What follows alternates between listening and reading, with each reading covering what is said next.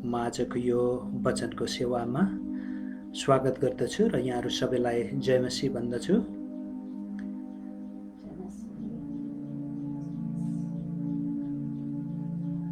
परमेश्वरले आजको फेरि यो सुनौलो अवसर हाम्रो निम्ति दिनुभएको छ। हामी उहाँको उपस्थितिमा छौँ र विगतको समयमा मैले भनेको थिएँ कि माफ गर्नुहोस्, विगतको समयमा मैले भनेको थिएँ अब हामी गएको हप्तासम्म हामीले फिलिपीको पुस्तकबाट हेऱ्यौँ र आज विभिन्न विषयहरूमा म विभिन्न पुस्तकहरूको विभिन्न खण्डहरूबाट विभिन्न विषयहरूमा वचन ल्याउने छु र आजको खण्ड मैले छानेको छु मत्तीको 11 अध्यायको 28 पददेखि 30 पदसम्मबाट। यहाँहरूले पल्टाउन सक्नुहुन्छ मत्तीको 11 अध्यायको 28 पददेखि 30 पदसम्म। के तपाईले आत्मामा विश्राम पाउनुभएको छ? यस खण्डमा यो विश्राम भन्ने शब्द प्रयोग गरिएको छ। विश्राम भनेको आफ्नो परिश्रम मेहनतबाट आराम पाउनु, अर्थात् परिश्रम र मेहनतको अन्त्य चाहिँ विश्राम हो। प्रभु येशू ख्रीष्टले यो खण्डमा कहिले पनि म तिमीहरूलाई शारीरिक विश्राम दिन्छु, शारीरिक आराम दिन्छु, तिमीहरूको परिश्रमको अन्त्य गर्दछु भनेर भन्नुभएको छैन। उहाँले भन्नुभएको कुरा चाहिँ म तिमीहरूलाई आत्मामा विश्राम दिनेछु भनेर भन्नुभएको छ। यो आत्मामा विश्राम भनेको के हो भनेर हामीले हेर्यौँ भने खास यो शारीरिक विश्राम होइन। त्यसकारण यसबाट हामीले के बुझ्न सक्छौँ भन्दाखेरि यो चाहिँ आत्मिक मुक्ति, छुटकारा, नयाँ जीवन हो। अनि यो आत्मिक अर्थात् आत्मामा विश्राम पाउनको निम्ति हाम्रो इच्छाले हुँदैन, यो परमेश्वरको इच्छाले हुन्छ। परमेश्वर चाहनुहुन्छ कि हरेक व्यक्तिले यो आत्मामा विश्राम पाओस् भनेर। आज के तपाईँ पनि यो विश्राम पाउन चाहनुहुन्छ? के तपाईले आत्मामा विश्राम पाउनु भएको छ? छैन भने, यदि चाहनुहुन्छ भने हुन त यो मान्छेको आफ्नै बल, बुता, ज्ञान, बुद्धि, धन सम्पत्ति, विद्या, जात, रङ, खानदानी वा धर्म कर्मले प्राप्त गर्न सकिँदैन। यो केवल त्यस व्यक्तिबाट पाउन सकिन्छ जसले यो दिन सक्नुहुन्छ। अनि बाइबलमा हामी एउटै व्यक्तिले मात्रै यो आत्मामा विश्राम दिन सक्ने कुरा देख्दछौँ। त्यो कुरा चाहिँ प्रभु येशू ख्रीष्टले यो मत्तीको 11 अध्यायको 28 देखि 30 को खण्डमा दाबी गर्नुभएको छ। त्यसकारण तपाईँ र मैले यदि आत्मामा विश्राम पाउने हो भने हामीले प्रभु येशूले भनेका कुराहरू हामीले पालन गर्नुपर्दछ, अर्थात् उहाँ कहाँ जानुपर्छ र मात्रै यो सम्भव छ। अब प्रभु येशू ख्रीष्टले यो आत्मामा विश्राम पाउनको निम्ति के गर्नुपर्छ भन्नुभएको छ, हामी त्यो कुरा हेर्नेछौँ। र म यो मत्तीको 11 अध्यायको 28 पददेखि 30 पदसम्मलाई विभिन्न खण्डहरूमा विभाजन गरेर तपाईँहरूको माझमा पढ्नेछु। पहिलो कुरो त आत्मामा विश्राम पाउन के गर्नुपर्छ भन्दाखेरि मत्तीको 11 अध्यायको 28 पद अनुसार तपाईले प्रभु येशूलाई ग्रहण गर्नुपर्छ। तपाईले प्रभु येशूलाई ग्रहण गर्नुपर्छ। 28 पदमा प्रभु येशू ख्रीष्टले यसरी भन्नुहुन्छ, हे सबै थाकेका र बोझले दबिएका हो, म कहाँ आओ, म तिमीहरूलाई विश्राम दिन्छु। उहाँले एउटा निम्तो दिनुभएको छ। त्यो निम्तो चाहिँ कसलाई भन्दाखेरि सबै यो संसारमा जे जति मान्छे छन्, जुनसुकै धर्मको होस्, जुनसुकै भाषाको होस्, जुनसुकै संस्कृतिको होस्, जुनसुकै राष्ट्रको होस्, जोसुकै व्यक्ति जुनसुकै क्षेत्रको होस्, जुनसुकै रङको होस्, जुनसुकै जातिको होस्, त्यो व्यक्ति जो थाकेको छ र बोझले दबिएको छ, उहाँले यसरी भन्दै हुन्छ, हे सबै थाकेका र बोझले दबिएका हो, म कहाँ आओ, म तिमीहरूलाई विश्राम दिन्छु भन्नुभएको छ। अब यो थाकेक र बोझले दबिएको व्यक्ति को हो त? यसको पृष्ठभूमि हामी हेरौँ। प्रभु येशू ख्रीष्टले यो बताइरहँदाखेरिको पृष्ठभूमि चाहिँ मत्तीको 23 अध्यायको 4बाट स्पष्ट रूपमा बुझ्न सकिन्छ। त्यहाँ यसरी लेखिएको छ, त्यहाँ चाहिँ विशेष गरी शास्त्री र फरिसीहरू, यो यहुदी धर्मका एउटा समूह हुन्। फरिसी भन्ने समूह हुन्। शास्त्रीहरू भनेको त्यो यहुदी धर्मका धर्मशास्त्रलाई सिकाउने व्यक्तिहरू शास्त्री हुन्। यी शास्त्री र फरिसीहरूले के गर्दथे भन्दाखेरि मानिसहरूलाई गह्रौँ र बोक्न नसक्ने भारी बाँधेर उनीहरूको काँधमा हालिदिन्थे, तर तिनीहरू आफै चाहिँ उठाउनलाई एक औँलाले पनि छुँदैनथे। अर्थात् तिनीहरू चाहिँ के गर्दथे भन्दाखेरि सम्पूर्ण पुरानो करार, यतिखेर नयाँ करार लेखिएको थिएन प्रभु येशूको पालामा, सम्पूर्ण पुरानो करारको उल्था गर्न सक्ने शक्ति हामीसँग छ भन्थे। उनीहरू सम्पूर्ण पुरानो करारका सत्यहरू लुकाएर आफ्ना नियमहरू इजरायलीहरूमाथि लाद्दथे, थोपर्दथे। त्यही कारणले बाइबलको पुरानो करारको परमेश्वरको वचनको सत्यता मानिसहरूले पाइरहेका थिएनन्, तर यी व्यक्तिहरूले आफ्नै त्यो वचनलाई उनीहरूले तोड मोड गरेर आफ्नै तरिकाले वचनको सत्यता लुकाएर आफ्ना नियमहरू, आफ्ना रीतिस्थितिहरू, आफ्ना संस्कारहरू मानिसमाथि थोपरेका थिए। अनि मानिसहरू चाहिँ त्यो बोक्दा बोक्दा त्यसको बोझले उनीहरू दबिएका थिए, उनीहरू थाकेका थिए। यस्तो बोकेर थाकेको र बोझले दबिएको बेलामा प्रभु येशू ख्रीष्टले तिनीहरूलाई भन्नुभयो, हे थाकेका र बोझले दबिएका हो सबैजना हो, म कहाँ आओ भनेर भन्नुभएको छ।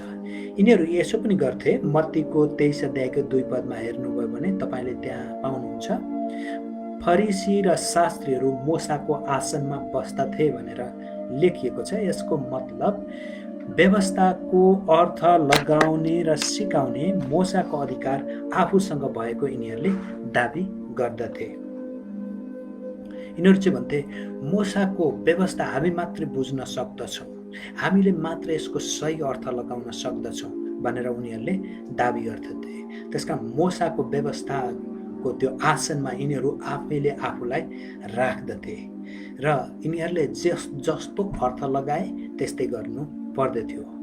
अनि मण्डलीको इतिहासमा पनि हामीले यही कुरा पाउँदछौँ। रोमन क्याथोलिक मण्डलीले लामो समयसम्म ख्रिस्टमा विश्वास गर्नेहरूलाई एउटा अन्धकारमा राखे।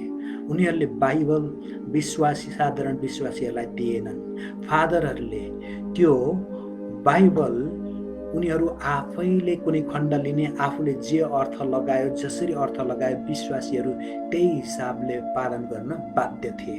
अनि त्यसो गर्दा गर्दै उनीहरूले आफूलाई पैसाको आवश्यकता थियो, त्यो पैसाको आवश्यकता पुरा गर्न अनि विभिन्न धार्मिक कार्यहरूमा पैसाको आवश्यकता थियो, त्यो पुरा गर्नको निम्ति उनीहरूले कार्ड बनाएर बेचे र उनीहरूले भने यो कार्ड किन्नुभयो भने तपाईँले मुक्ति पाउनुहुन्छ भन्न थाले। यिनीहरूले वचनको सत्यता लुकाए र यसरी मानिसहरू चाहिँ भनौँ न लामो समयसम्म यो सदुकी, फरिसी या शास्त्रीहरूले भनौँ या रोमन क्याथोलिकको मण्डलीले भनौँ, मानिसहरूलाई परमेश्वरको सत्यताबाट वञ्चित गरायो, टाढा गरायो र मान्छेहरूलाई उनीहरूका आफ्नै धार्मिक विधि विधान रीतिस्थितिहरू र उनीहरूको आफ्नो संस्कृति चाल चलनहरू सिकाए। त्यसले गर्दाखेरि मानिसहरू, परमेश्वरका जनहरू थाकेका र बोझले दबिएका थिए। अर्को कुरा तपाईँले प्रस्थानको 6 अध्यायको 6 पदमा पनि हेर्नुभयो भने यो बोझले दाबिएकाहरू दासत्वमा थिए। बोझले दाबिनु भनेको चाहिँ दासत्वमा पर्नु हो भन्ने कुरा तपाईँले पाउनुहुन्छ। प्रस्थानको 6को 6मा यसरी लेखिएको छ, यसकारण इस्राएलीहरूलाई भन्, म परमप्रभु म तिमीहरूलाई मिश्रका बोझा मुनिबाट निकाल्नेछु र तिमीहरूको दासत्वबाट छुटकारा दिनेछु। आफ्नो हात उठाएर तिनीहरूलाई भारी दण्ड दिएर म तिमीहरूको उद्धार गर्नेछु। परमेश्वरले भन्नुभएको छ, तिमीहरूलाई मिश्रीहरूको बोझा मुनिबाट, मिश्रीहरूको दासत्वबाट म छुटकारा दिनेछु भनेको छ। यो बोझले दाबिएको अर्थात् थाकेको भन्नु चाहिँ दासत्वमा परेकाहरू। प्रभु येशू ख्रिस्ट आउनुभन्दा अगाडि अर्थात् प्रभु येशू ख्रिस्टले सेवा कार्य सुरु गर्नु र सेवा कार्य गर्दै गर्दाखेरि इजरायलमा मानिसहरू सदुकी, फरिसी, शास्त्री, यी जो धर्मका ठेकेदार भन्ने व्यक्तिहरू थिए, यिनीहरू पापको दासत्वमा परेका थिए। मान्छेका विधि विधानका, मान्छेका रीतिस्थितिको दासत्वमा परेका थिए।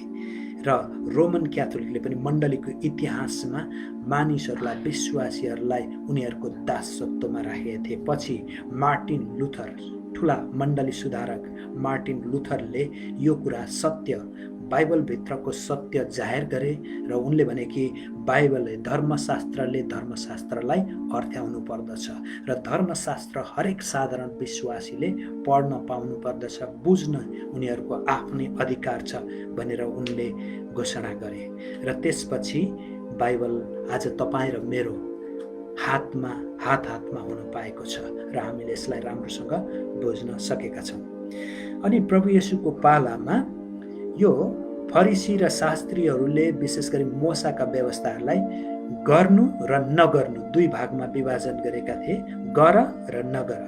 गर्नुपर्नेमा 365 वटा थिए र नगरमा 250 वटा थिए। यसरी उनीहरूले मोसाको व्यवस्थाको सूची नै पुरै नगर र गर भनेर 2 वटा सूची उनीहरूले तयार गरेका थिए। अनि मोसाको सम्पूर्ण व्यवस्था थिएन, उनीहरू आफैले अर्थ लगाएर अनि उनीहरूका नियमहरू लादेर त्यहाँभित्र घुसाएर यिनीहरूले मान्छेलाई दबाब दिएका थिए। त्यही भएर प्रभु येशू ख्रिस्टले भन्दै हुनुहुन्थ्यो, ती बोझ बोक्न नसकेर दबिएका व्यक्तिहरू, अत्याचारमा पिल्सिएका व्यक्तिहरू, परमेश्वरको सत्यतादेखि टाढा राखिएका, थाकेका, आत्मिक रूपमा थाकेका व्यक्तिहरूलाई उहाँले भन्दै हुन्थ्यो, म कहाँ आओ, म तिमीहरूलाई विश्राम दिन्छु भनेर। अनि यी व्यक्तिहरू यदि आत्मामा विश्राम पाउन चाहन्थे भने उनीहरू प्रभु येशू ख्रिस्ट कहाँ जानु पर्दथ्यो र मात्रै उनीहरूले त्यो भनौँ आत्मामा विश्राम पाउँदथे। प्रभु येशू कहाँ जानु, प्रभु येशूको निम्तोलाई स्वीकार्नु, उहाँ कहाँ जानु भनेको चाहिँ उहाँलाई स्वीकार गर्नु, उहाँलाई ग्रहण गर्नु। यदि उहाँलाई स्वीकार गरेको छैन, उहाँलाई ग्रहण गरेको छैन भने त्यो व्यक्ति उहाँको निम्तोलाई नै स्वीकार गर्न सक्ने स्थितिमा हुँदैनथ्यो, उहाँ कहाँ जाँदैनथ्यो। त्यसकारण कोही व्यक्तिले आत्मामा विश्राम पाउन चाहन्छ भने त्यसले प्रभु येशू ख्रिस्टलाई ग्रहण गर्नुपर्छ। त्यसले प्रभु येशू ख्रिस्टलाई मलाई आत्मामा विश्राम दिन उहाँ सक्षम हुनुहुन्छ, उहाँले सक्नुहुन्छ भन्ने कुरा स्वीकार गर्नुपर्दछ र मात्रै उसले त्यो छुटकारा पाउन सक्दछ। अनि तपाईँ र म कतिचोटि हामी पनि विभिन्न रीतिहरूले, एकजना पास्टरले भन्नुहुन्थ्यो, नेपाली पास्टरले, हाम्रा पिता पुर्खाका रीतिहरूले बाँधिएका र थितिले थिचिएका छौँ भनेर भन्नुहुन्थ्यो। रीतिस्थितिहरूले हामी थिचिएका, बाँधिएका छौँ र हामी पनि एकदमै थकित छौँ आत्मामा। आज त्यही थाकेकाहरूलाई प्रभु येशू ख्रिस्टले बोलाइराख्नु भएको छ। मैले पनि प्रभु येशू ख्रिस्टलाई विश्वास गर्दाखेरि यही पद पढे, पहिले पाएको थिएँ, यही पदमा जुन कुरा लेखिएको थियो त्यही कुराले मेरो आत्माभित्र हलचल भयो र मैले अन्त्यमा प्रभु येशू ख्रिस्टलाई प्रभु र मुक्तिदाता, मलाई आत्मामा विश्राम दिन प्रभु भनेर विश्वास गरेँ। अनि पावलले भन्दछन् फिलिपीको 4 अध्यायको 6 देखि 7 पदमा कसरी यसबाट छुटकारा पाउने भन्दाखेरि उनले यसरी भन्दछन्, कुनै कुरामा चिन्तित नहो, तर हरेक कुरामा प्रार्थना र निवेदनद्वारा धन्यवाद सहित तिमीहरूका बिन्ती परमेश्वरमा जाहेर हुन् र समझले नै भ्याउन नसकिने परमेश्वरको शान्तिले तिमीहरूको हृदय र तिमीहरूका मनलाई येशूमा रक्षा गर्नेछ। तपाईँ र मैले कुनै चिन्ता गर्नु हुँदैन। तपाईँ र मैले भनौँ जब हामी थाकेका छौँ, बोझले दबिएका छौँ, हामी सम्पूर्ण यी चिन्ता, हाम्रा बोझ, यी दबिएका अत्याचार सबै कुराहरूलाई प्रभु येशू कहाँ प्रार्थनामा लिएर जानुपर्दछ। धन्यवाद सहित ती सबै कुरा हामीले परमेश्वरमा प्रार्थना गर्नुपर्छ र परमेश्वरको त्यो हाम्रो समाजले नै भ्याउन नसकिने किसिमको परमेश्वरको शान्तिले तपाईँ र मेरो हृदयलाई येशूमा रक्षा गर्नेछ। भजन सङ्ग्रहमा पनि त्यसै गरी भजन सङ्ग्रहका लेखकले भजन सङ्ग्रह 55 को 22 पदमा यसरी भन्नुहुन्छ, तिम्रा चिन्ता र फिक्री परमप्रभुमा राख र उहाँले तिमीलाई सम्हाल्नुहुनेछ, उहाँले धर्मीलाई कहिले डगमगाउन दिनुहुने छैन। आमेन।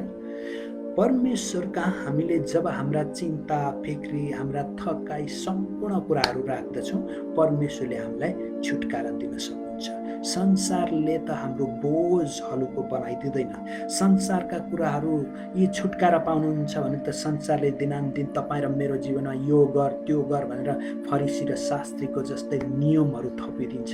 अनि ती नियम बोक्दा बोक्दा ती नियम पालन गर्दा गर्दा हामी थकित हुन्छौँ र कहिल्यै पनि आत्मामा विश्राम पाउन सक्दैन। त्यसकारण तपाईँ र मैले सम्पूर्ण चिन्ता बोझ सबै प्रभु येशूका हामीले राख्नु पर्दछ प्रार्थनासहित, र उहाँले हाम्रो निम्ति वास्ता गर्नुहुन्छ। उहाँले तपाईँ र मलाई छुटकारा दिनुहुन्छ। उहाँले तपाईँ र मलाई आत्मामा विश्राम दिनुहुन्छ। अझ यशायाले यसलाई अझ स्पष्ट रूपमा भन्दछन्। यशायाको 40 अध्यायको 28 पददेखि 31 पदमा यसरी लेखिएको छ, के तँलाई थाहा छैन? के तैँले सुनेको छैनस्? परम प्रभु सदा सर्वदा परमेश्वर हुनुहुन्छ, पृथ्वीको पल्लो छेउसम्मका सृष्टिकर्ता हुनुहुन्छ। उहाँ न थकित न हैरान हुनुहुन्छ र कसैले पनि उहाँको समझलाई नाप्नै सक्दैन। उहाँले थकितहरूलाई बल दिनुहुन्छ र कमजोरहरूको शक्ति बढाइदिनुहुन्छ। युवक पनि दुर्बल र थकित हुन्छन् र जवान मानिसहरू थाकेर लोड्छन्, तर परम प्रभुको आशा गर्नेहरूको बल फेरि नयाँ हुनेछ। तिनीहरू गरुड झैँ माथि माथि उड्नेछन् र दगुरेर पनि तिनीहरू थाक्ने छैनन्। तिनीहरू हिँड्नेछन् तापनि मुर्छा पर्ने छैनन्। आमेन। परमेश्वरले थकितहरूलाई बल दिनुहुन्छ। युवक, हामी सम्झिन्छौँ कहिले काहीँ शारीरिक परिश्रम गर्ने व्यक्ति मात्रै थाक्दछ भनेर, जवानहरू थाक्दैन भनेर, बच्चाहरू थाक्दैन भनेर, बुढाबुढी मात्रै थाक्दछन् भनेर होइन। युवकहरू पनि थाक्दछन्, दुर्बल हुँदछन्, जवान मानिस पनि लड्दछ। तर जसले परमेश्वरमा भरोसा राख्दछ, जसले येशू ख्रीष्टलाई ग्रहण गर्दछ, जसले येशू ख्रीष्टलाई स्वीकार गर्दछ, तिनीहरूले फेरि नयाँ बल पाउनेछन् अनि तिनीहरू चिल जस्तै माथि माथि उड्नेछन् र कहिल्यै पनि थकित हुने छैन। तिनीहरू दगुर्नेछन् र पनि थाक्ने छैनन् अनि तिनीहरू हिँड्नेछन्, लामो समयसम्म हिँडिराख्नेछन् तापनि मुर्छा पर्ने छैनन्, किनभने परमेश्वरले तिनीहरूलाई बल दिनुहुन्छ। परमेश्वरले तिनीहरूलाई आत्मामा विश्राम दिनुहुन्छ। त्यसकारण के तपाईँ त्यो विश्राम पाउन चाहनुहुन्न? चाहनुहुन्छ भने तपाईँले प्रभु येशू ख्रीष्टलाई मलाई आत्मामा विश्राम दिने उहाँ नै हुनुहुन्छ भनेर उहाँलाई ग्रहण गर्नुपर्नेछ, उहाँलाई स्वीकार गर्नुपर्नेछ। र के तपाईँले येशूलाई मलाई आत्मामा विश्राम दिने व्यक्ति उहाँ हुनुहुन्छ भनेर स्वीकार गर्नुभएको छ, ग्रहण गर्नुभएको छ? छैन भने आजै नै तपाईँले येशूलाई भन्नुहोस्, येशू प्रभु, तपाईँ मलाई आत्मामा विश्राम दिनुहुने व्यक्ति हुनुहुन्छ। तपाईँ मलाई आत्मामा विश्राम दिनको निम्ति सक्षम हुनुहुन्छ। तपाईँलाई म स्वीकार्दछु। तपाईँ नै मलाई विश्राम दिन सक्ने व्यक्ति हुनुहुन्छ भनिकन म मेरो हृदयमा विश्वास गर्दछु भनेर प्रभुलाई भन्नुहोस्। दोस्रो कुरो, यो आत्मामा विश्राम पाउनको निम्ति के गर्नुपर्छ भन्दाखेरि मत्तीको 11 अध्यायको 29 पदको पहिलो भाग र 30 पद अनुसार तपाईले प्रभु येशूको जुवा उठाउनुपर्छ। तपाईले प्रभु येशूको जुवा उठाउनुपर्छ। यहाँ 29 को पहिलो भाग र 30 पद अनुसार प्रभु येशूले यसरी भन्नुहुन्छ, मेरो जुवा आफूमाथि ल्याऊ, किनकि मेरो जुवा सजिलो छ र मेरो भारी हलुको छ। यहाँ जुवा भन्ने बित्तिकै के बुझिन्छ भन्दाखेरि सेवा या कार्य भन्ने बुझिन्छ। जुवा भन्ने बित्तिकै हिजो आज अहिले असारको महिना छ, हाम्रो सोचाइ कहाँ जान्छ? कृषि खेतीपातीमा जान्छ, जहाँ जुवामा गोरु, दुईवटा गोरुहरू नारेर हलो खेत जोति राखिएको छ अनि अहिले धान रोप्नको निम्ति खेतलाई हिलो बनाइराखिएको छ। जोतेर भनौँ न, जमिनलाई जोतेर धान रोप्न योग्यको भूमि बनाइराखेको छ। हाम्रो सोचाइ त्यहाँ जान्छ।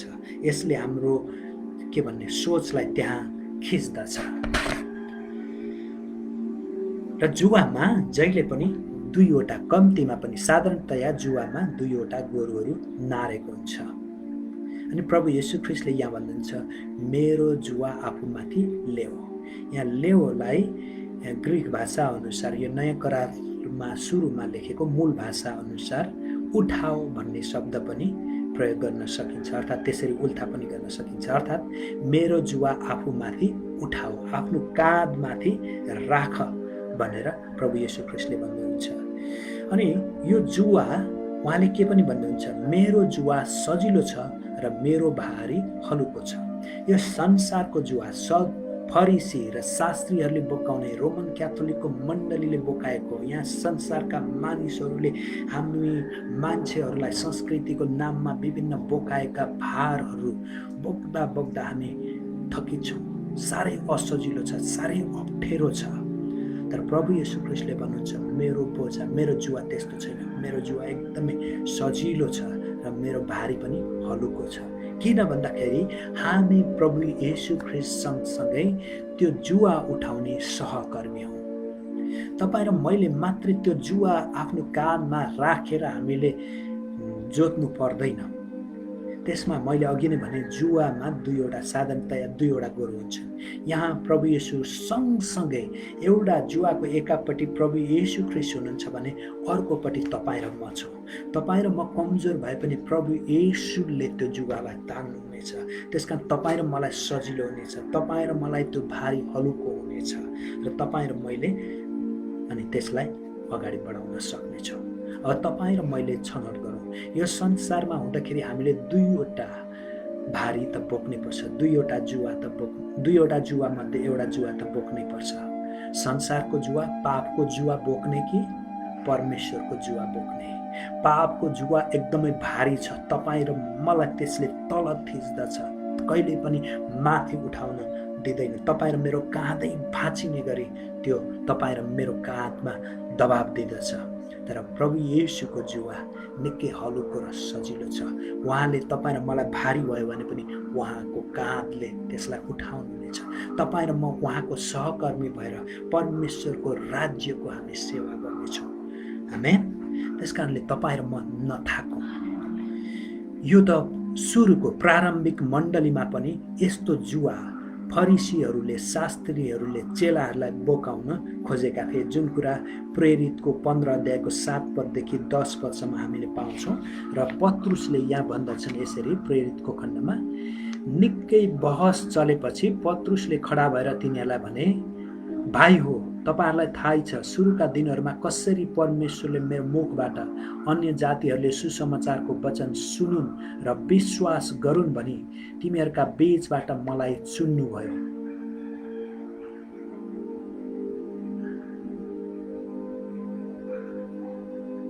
हृदयका कुरा जान्नुहुने परमेश्वरले तिनीहरूलाई पनि हामीलाई जस्तै पवित्र आत्मा दिएर तिनीहरूलाई ग्रहण गरेको कुरा देखाउनु भयो। उहाँले तिनीहरू र हामीहरूका बीचमा कुनै भेदभाव राख्नु भएन, तर तिनीहरूका हृदय विश्वासद्वारा शुद्ध पार्नुभयो। यसकारण चेलाहरूका काँधमा यो जुवा राखिदिएर किन परमेश्वरको परीक्षा गर्नुहुन्छ? यो जुवा न त हाम्रा पिता पुर्खाले न हामीले बोक्न सक्यौँ। हामीले व्यवस्था, यहाँ भन्नुहुन्छ विशेष गरी पत्रुसले, यहाँ केही फरिसी र शास्त्रीहरूले के गर्दै थिए भन्दाखेरि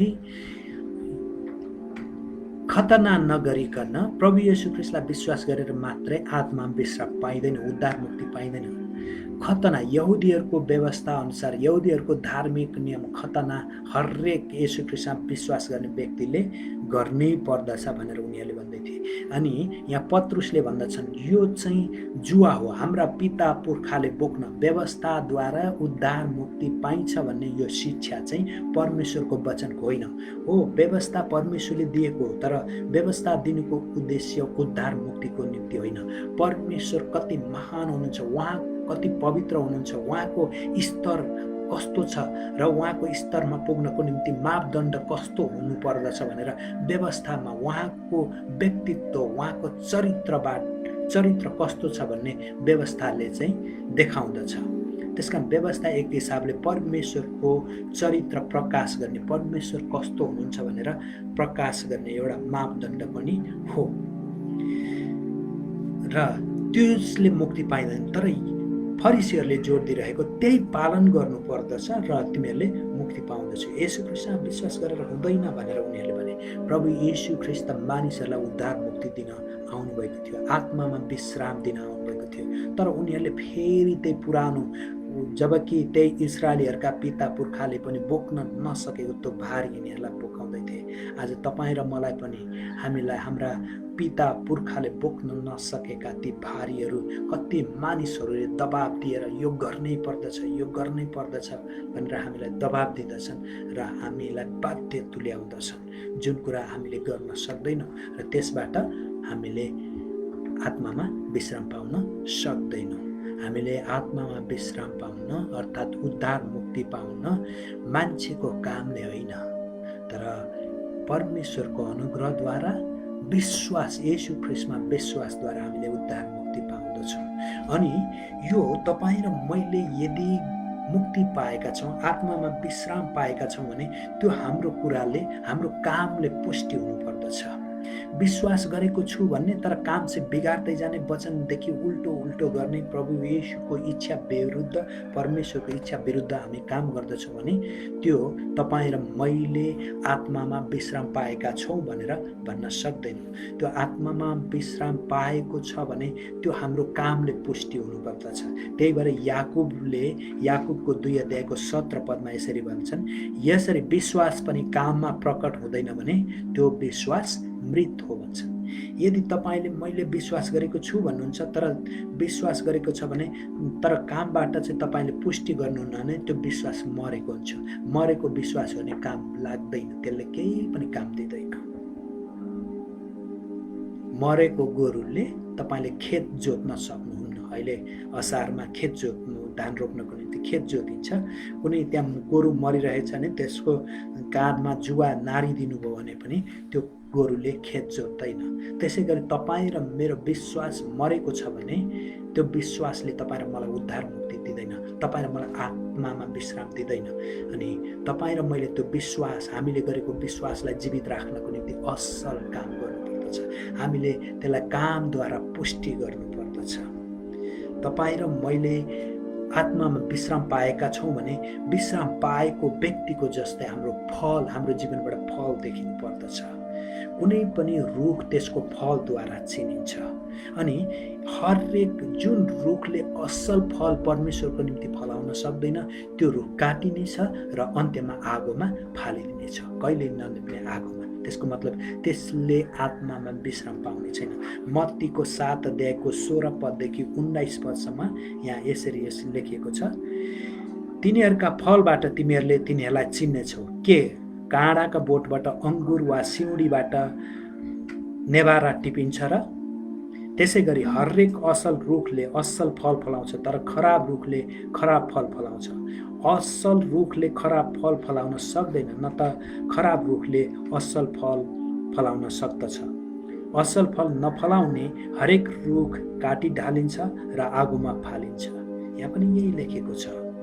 तपाईँ र मैले आत्मामा विश्राम पाएका छौँ भन्ने कुरा प्रमाणित गर्नको निम्ति हामीले असल फल फलाउनु पर्यो, परमेश्वरको निम्ति फल फलाउनु पर्यो, परमेश्वरको वृक्ष जसरी, परमेश्वरको रुख जसरी फल फलाउनु पर्यो। हामी चाहिँ स्याउको रुख हो भनेर भन्छौँ, अनि हामीले फल फलाउँदाखेरि चाहिँ त्यो काँडा सिउँडीले फलाउने फल जस्तै हामीले फलायौँ भने त्यो खानको निम्ति योग्यको हुँदैन, कुनै कामको निम्ति योग्यको हुँदैन, त्यो काम लाग्ने हुँदैन। स्याउको रुख हो भन्छौँ भने स्याउ नै त्यसले फलाउनुपर्छ, आँपको रुख हो भन्छौँ भने आँप नै फलाउनुपर्छ, लिचीको रुख हो भने लिची फलाउनुपर्छ, हलुवावेदको रुख हो भने त्यसले हलुवावेद नै फलाउनुपर्छ। हलुवावेदको रुख भन्ने अनि त्यसले चाहिँ कुनै अर्कै चिज टमाटर फलायो भने त्यसलाई चाहिँ हलुवावेदको रुख भनेर भन्न सकिन्छ। कसैले चाहिँ यो हलुवावेदको रुख हो भनेर भन्यो, तर त्यसमा टमाटर फलिरहेछ भने कसैले पत्याउँछ? त्यो टमाटर फल्ने भएपछि टमाटरकै रुख हुनुपर्छ। त्यस्तै गरी तपाईँ र मैले आत्मामा विश्राम पाएका छौँ भने आत्मामा विश्राम पाएको व्यक्तिले फलाउनु पर्ने फल नै तपाईँ र मैले फलाउनु पर्दछ।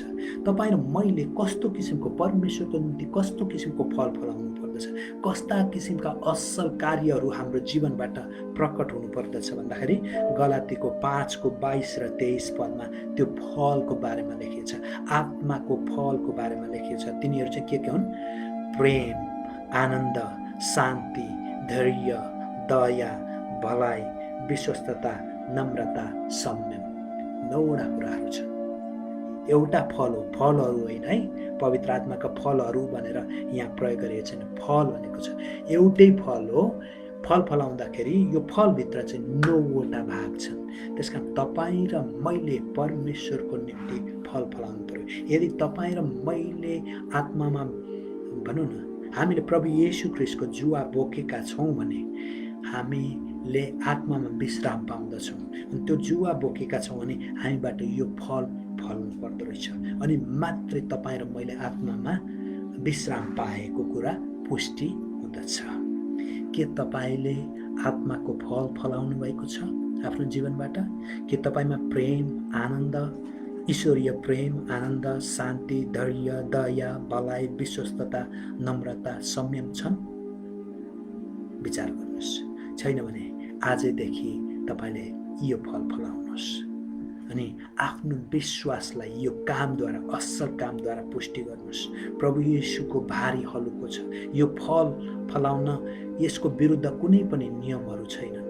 कसैले तपाईँले प्रेम कसैलाई गर्नुहुन्छ, आनन्द, तपाईँ आनन्दित हुनुहुन्छ, तपाईँ शान्तिमा हुनुहुन्छ, तपाईँले धैर्यता अपनाउनुहुन्छ, तपाईँले दया देखाउनुहुन्छ, तपाईँले भलाइ देखाउनुहुन्छ, विश्वस्तता तपाईँमा छ, तपाईँ नम्र हुनुहुन्छ, तपाईँ संयम हुनुहुन्छ भने कसैले किन तँ यसो भइस् भनेर यसको विरुद्ध मुद्दा हाल्न सक्दैन, किनभने यसका विरुद्ध कुनै पनि व्यवस्थाहरू, नियमहरू छैन। त्यसकारण यो सजिलो छ। यो हरेक व्यक्तिले, कसैले यसमा रोकटोक गर्दैन। प्रभु येशूको जुवा सजिलो र प्रभु येशूको भारी हलुको छ। त्यसकारण तपाईँ र मैले यो जुवा बोक्नुपर्छ, यो जुवा उठाउनुपर्छ र मात्रै हामीले आत्मामा विश्राम पाउन सक्दछौँ। त्यसकारण के तपाईँले प्रभु येशूको जुवा उठाउनु भएको छ? छैन भने आजदेखि भन्नुहोस्, प्रभु येशू, म अबदेखि तपाईँको जुवा उठाउनेछु। म तपाईँको सेवाको निम्ति तपाईँमा विश्वास गरेँ, त्यो विश्वासलाई पुष्टि गर्न म तपाईँको सेवा गर्नेछु, तपाईँको फल फलाएर जीवन जिउनेछु भनेर प्रभुलाई भनौँ र हामी प्रभु येशूको सेवामा आफैलाई समर्पित गरौँ र हामीले आत्मामा विश्राम पाउनेछौँ। र अन्तिम कुरा, हामीले आत्मामा विश्राम पाउन के गर्नुपर्छ? मत्तीको 11 अध्यायको 29 पदको दोस्रो भागदेखि सबै त्यसअनुसार प्रभुले के भन्दै हुन्छ यहाँ? त्यो चाहिँ तपाईँले येशूबाट सिक्नुपर्छ। तपाईँले येशूबाट सिक्नुपर्छ। यहाँ यसरी प्रभु येशू ख्रीष्टले भन्नुहुन्छ, र मसँग सिक, किनभने म विनम्र र कोमल हृदयको छु, अनि तिमीहरूले आफ्ना आत्मामा विश्राम पाउनेछौ। यो नयाँ करार लेखिएको मूल भाषा ग्रिक भाषा अनुसार सिक भन्ने शब्दको अर्थ चाहिँ कसरी, यो चाहिँ सिक्नु, कसरी सिक्नु भन्ने बुझिन्छ भने खोजेर, कुनै कुराको खोजी अनुसन्धान गरेर सिक्ने, कुनै कुरा अभ्यास गरेर सिक्ने, प्रयोग गरेर सिक्ने हो। अनि यसलाई चाहिँ ग्रिक भाषामा निरन्तरको कार्य, सिक मात्रै होइन, सिकिरहने भनेर बुझिन्छ। त्यसकारण तपाईँ र मैले के गर्नु पर्दो रहेछ भन्दाखेरि प्रभु येशूबाट हामीले सिकिरहनु पर्दो रहेछ। कोही पनि भनौँ न, प्रभु येशू ख्रीष्टलाई जुन दिनदेखि विश्वास विश्वास गर्छ उसले सबै कुरा जान्दछ भन्ने छैन। मेरो भनौँ क्रिस्चियन जीवन 2047 सालदेखि सुरु भयो र मैले बाइबल पढ्न थालेँ, परमेश्वरको वचन पढ्न थालेँ, परमेश्वरलाई चिन्न थालेँ, उहाँको बारेमा सिक्न थालेँ र अहिलेसम्म पनि मैले हुन त थियोलोजीमा PhD गरिसकेँ, तर पनि अहिलेसम्म मैले पुरै सिकिसकेको छु म भन्दिनँ। मैले धेरै सिक्न बाँकी छ। म अझै पनि किताबहरू पढ्दछु, बाइबल पढ्दछु, दिनानुदिन बाइबलबाटै पनि नयाँ नयाँ कुराहरू म सिक्दछु। उहाँबाट, परमेश्वरबाट हामीले निरन्तर सिकिरहनु पर्दछ, प्रभु येशू ख्रीष्टबाट सिकिरहनु पर्दछ।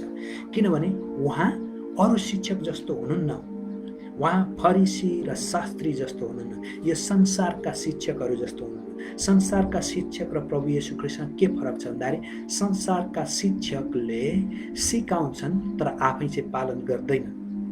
एकजना व्यक्तिलाई मैले कोरियामा भेटिरहेको थिएँ, नेपाली व्यक्ति।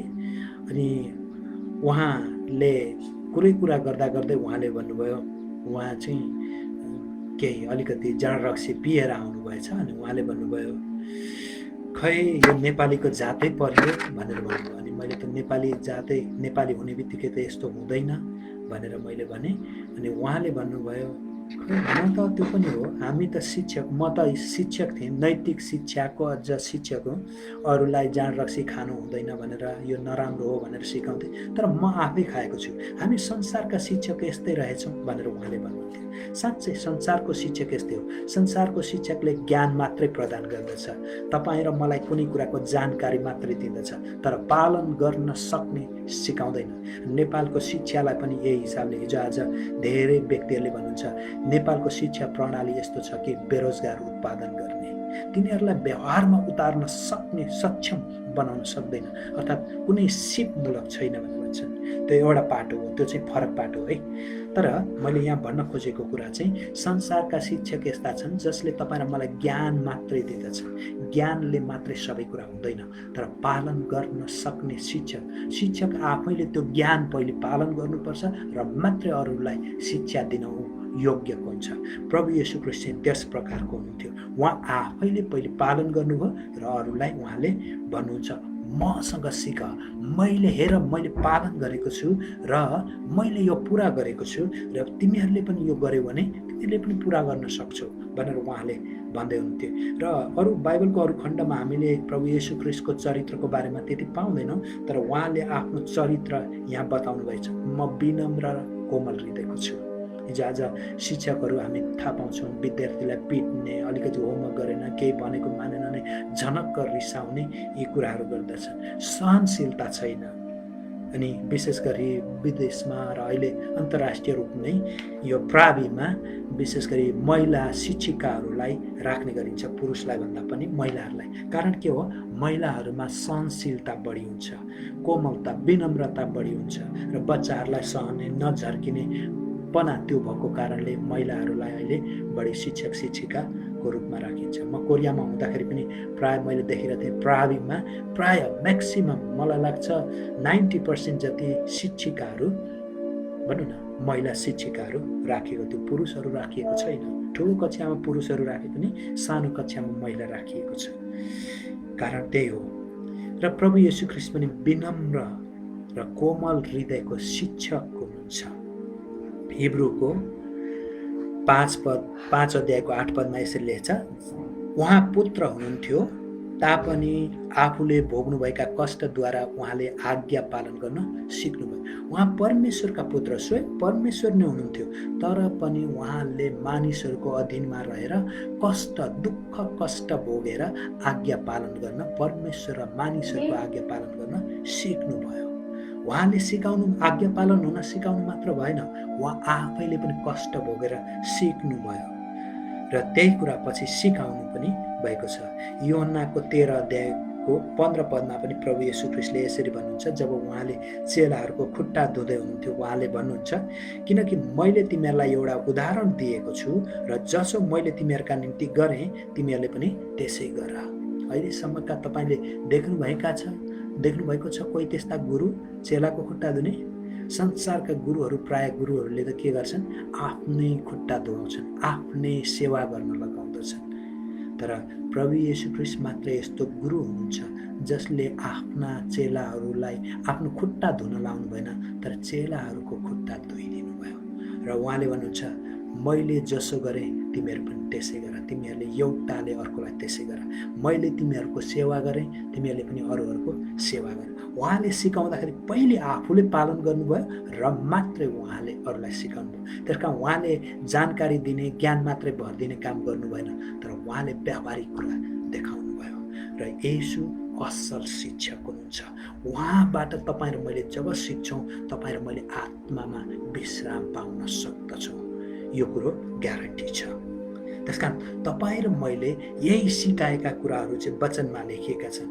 तपाईँ र म कतिचोटि मानिसहरूले मैले भनेको सुनेको छु र फेसबुकमा यहाँ लेख्दछन्, मैले योचोटि लकडाउनको समयमा बाइबल यतिचोटि पढिसकेँ भन्नुहुन्छ। म त्यो पढेको कुरामा कुनै विरोध जनाउँदिनँ, तर मेरो एउटै प्रश्न छ, एकचोटि पढिसक्नु होला, दुईचोटि पढिसक्नु होला, कसैले भन्छन् मैले वर्षमा यतिचोटि बाइबल पढिसकेँ भनेर घमण्डले छाती फुलाउँछन्। घमण्ड गर्नु बेकार छ।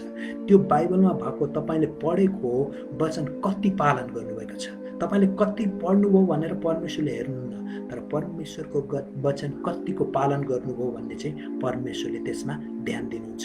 त्यसकारण पढेको कुरो पालन पनि गर्न सक्नुपर्छ।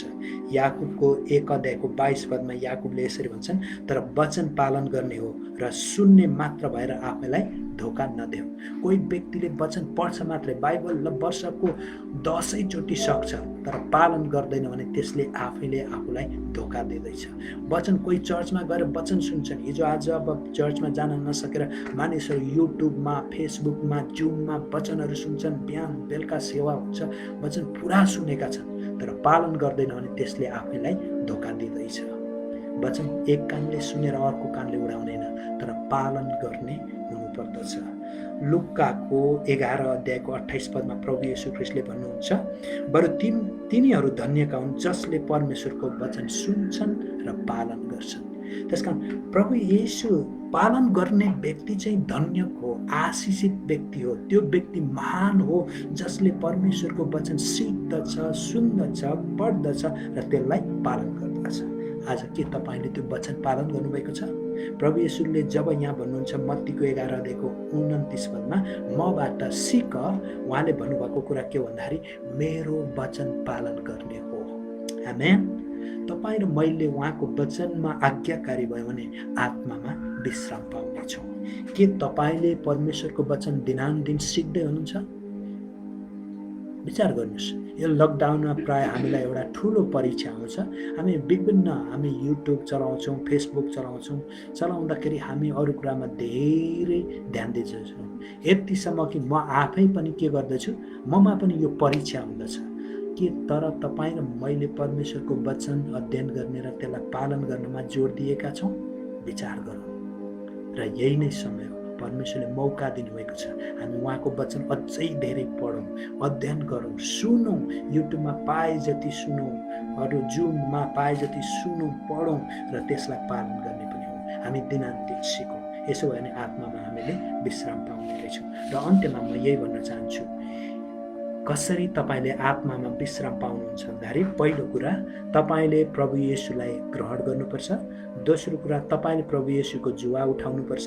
र तेस्रो कुरा तपाईँले येशूबाट सिकिरहनु पर्दछ। यी तीनवटा कुरा गर्नुभयो भने प्रभु येशू ख्रीष्टले भन्नुहुन्छ, म तिमीहरूलाई विश्राम दिनेछु र तपाईँ र मैले विश्राम पाउनेछौँ। आउनुहोस् हामी एकछिन प्रभुसँग प्रार्थना गरौँ। प्रभु, म पनि आत्मामा विश्राम पाउन चाहन्छु। म मेरो धर्म कर्म, मेरो जात, मेरो रङ, मेरो पढाइ, मेरो खानदानी अनि मेरो विद्यामा मेरो बल बुतामा म भर पर्दिनँ, मेरो धर्म कर्ममा म भर पर्दिनँ, तर म तपाईँ येशूले मलाई आत्मा विश्राम दिनुहुन्छ भन्ने कुरामा भरोसा गर्दछु। म तपाईँको जुवा उठाएर तपाईँको सेवा गर्दछु। म तपाईँबाट सिक्दछु, तपाईँको वचनमा आज्ञाकारी हुँदछु। मलाई यो आत्मामा विश्राम दिनुहोस् भनिकन हामी प्रार्थना गरौँ। आउनुहोस् हाम्रा शिरहरू झुकाउँ, एकछिन आँखाहरू बन्द गरौँ र म सँगसँगै प्रार्थना गरौँ। हे सर्वशक्तिमान परम प्रभु परमेश्वर, तपाईँलाई यो समयको निम्ति हामी धन्यवाद दिन्छौँ। तपाईँ परम प्रभुले यसरी सुन्दर समय दिनुभयो। आज हामीलाई मिठो आराधना सेवा दिनुभयो, जहाँ तपाईँ परमेश्वरलाई आत्मा र सत्यतामा हामीले पुज्न सक्यौँ। हामी प्रार्थना गर्दछौँ हामीले चढाएको त्यो आराधना तपाईँ प्रभुको अगाडि सुगन्धित धूपको वासना जस्तै भएको होस् र तपाईँले त्यसलाई ग्रहण गर्नुभएको होस्। हामी धन्यवाद दिन्छौँ। आज हाम्रो बीचमा तपाईँले यो वचन दिनुभएको छ, आत्मामा विश्राम पाउन के गर्नुपर्छ। के तिमीहरूले आत्मामा विश्राम पाएका छौ भनेर तपाईँ प्रभुले आज हामीलाई चुनौती दिनुभएको छ। आत्मामा तपाईँले सबैलाई विश्राम दिन चाहनुहुन्छ। हरेक थाकेका र बोझले दबिएकाहरूलाई आज हामी संसारको रीतिस्थितिहरूले दाबिएका, थिचिएका र थाकेका छौँ। प्रभुज्यू, हामीलाई तपाईँको आत्माको विश्राम चाहिएको छ। त्यो विश्राम तपाईँ प्रभुले भन्नुभएको छ, म कहाँ हो, म तिमीलाई आत्मामा विश्राम दिन्छु भन्नुभएको छ। तपाईँ प्रभुले मात्रै त्यो विश्राम दिन सक्नुहुन्छ भन्ने हामी विश्वास गर्दछौँ र तपाईँलाई ग्रहण गर्दछौँ। प्रभुज्यू, तपाईँको हामी सेवा गर्दछौँ। तपाईँमाथि त्यो विश्वास गरेको कुरालाई हाम्रो कामहरूद्वारा पुष्टि गर्दछौँ। हाम्रो जीवनबाट आत्माको फल फलाएर पुष्टि गर्दछौँ। तपाईँ प्रभुले हामीलाई आत्माको फल फलाउन, तपाईँको जुवा बोक्न, तपाईँको सेवा निरन्तर गरिरहन हामी हरेकलाई सहायता गर्नुहोस् र तपाईँको वचन सुनेर, तपाईँको वचन पढेर, सिकेर त्यसलाई पालन गर्ने हामीलाई बनाउनुहोस्। तपाईँबाट निरन्तर हामीले सिकिरहन सकौँ र हामी हरेकले तपाईँ प्रभुले इच्छा गरे जस्तै हामी सबै मानिसले आत्मामा विश्राम पाउन सकौँ। धन्यवाद छ आजको वचनको निम्ति, आजको आशिषमय सेवाको निम्ति। तपाईँ प्रभुलाई धन्यवाद दिँदै हाम्रो वचन अनि सबै कुराहरू तपाईँको हातमा राख्छौँ। तपाईँ प्रभुले यसलाई पालन गर्न सक्ने हामीलाई तुल्याउनुहोस् भन्दै हाम्रो प्रार्थना चढाउँछौँ हामीलाई माया गर्नुहुने प्यारो प्रभु येशू ख्रीष्टको नाम। आमेन। हुन्छ, प्रभुलाई धन्यवाद भएको होस् र यहाँहरूलाई पनि धेरै धन्यवाद। यहाँहरूले धैर्यताका साथ यति लामो समयसम्म यो वचन सुन्नुभयो। प्रभुले यहाँहरूलाई धेरै आशिष दिनुभएको होस् र यहाँहरूले पनि आत्मामा विश्राम पाउनुभएको होस्। यहाँहरू सुरक्षित साथ रहनुहोला र बाहिर हिँड्नुभयो भने पनि सुरक्षित तरिकाले हिँड्नुहोला। कोरोनाको महामारी छ, अलिक आफूलाई भिडभाडमा नजानुहोला। जानुभयो भने पनि मास्क लगाएर अलिकति सुरक्षित तवरले रहनुहोला। हामी निरन्तर एकअर्काको निम्ति, मण्डलीको निम्ति प्रार्थना गर्दै गरौँ र परमेश्वरलाई महिमा दिउँ। अर्को सेवामा फेरि वचन लिएर नआउन्जेलसम्मको निम्ति तपाईँहरूबाट म बिदा हुन चाहन्छु। जय मसीह।